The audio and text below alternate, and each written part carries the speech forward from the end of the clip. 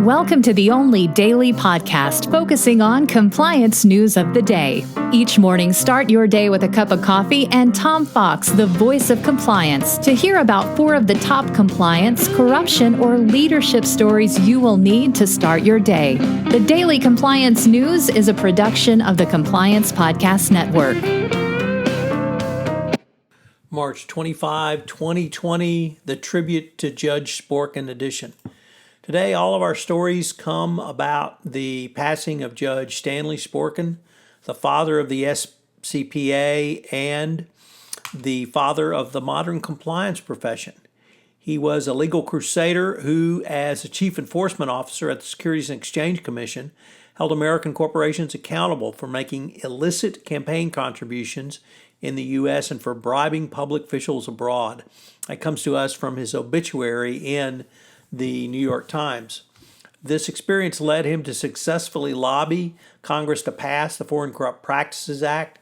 His investigations had led to admissions by leading corporations, including Gulf Oil, Exxon, Mobil, Lockheed, R.J. Reynolds Industries, Minnesota Mining and Manufacturing, that they had made millions of dollars in secret payments to politicians and government officials outside the United States.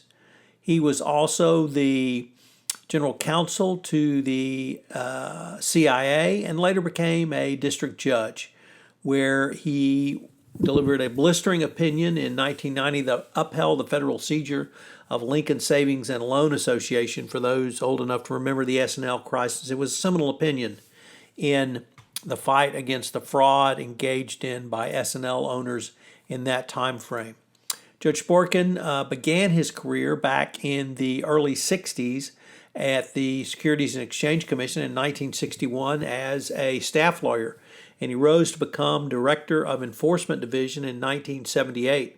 In his first crackdown on illicit campaign financing, the commission accused American Shipbuilding and its chief executive, George Steinbrenner, who at that time owned the New York Yankees, of making illegal contributions to President Nixon's 1972 re-election campaign. Steinbrenner negotiated an agreement with the commission to reimburse the companies for the contributions.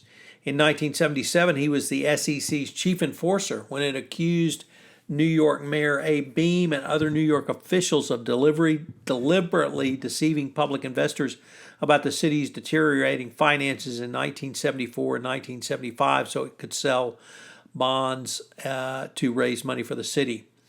The White House came under pressure from Wall Street to transfer or fire Sporkin, and the CIA then recruited him to come over. In 1981, he was elevated to the federal judiciary, where, as I indicated, he had a great and long career.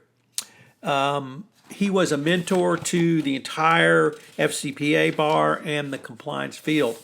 I asked Mike Volkov for a quote, as he was both a mentor, or Judge Sporkin was a mentor and friend, and Mike said he was an innovative leader in the legal community who displayed a unique commitment to integrity, fairness, and creative problem solving.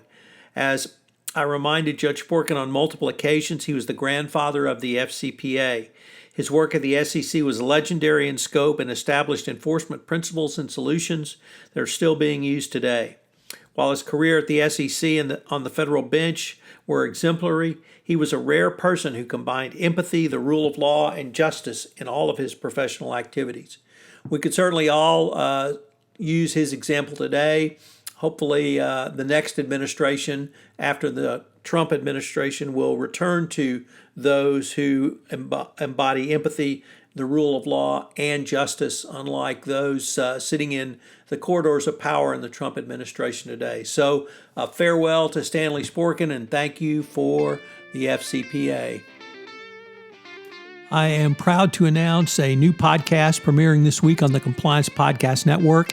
It's Compliance and Coronavirus. I wanted to bring some clarity and sanity to the compliance practitioner around coronavirus. So for the next foreseeable future, at least 8 weeks, I'll be podcasting Tuesday, Wednesday, and Thursday of each week on a topic related to coronavirus, COVID-19. Check it out with the Daily Compliance News.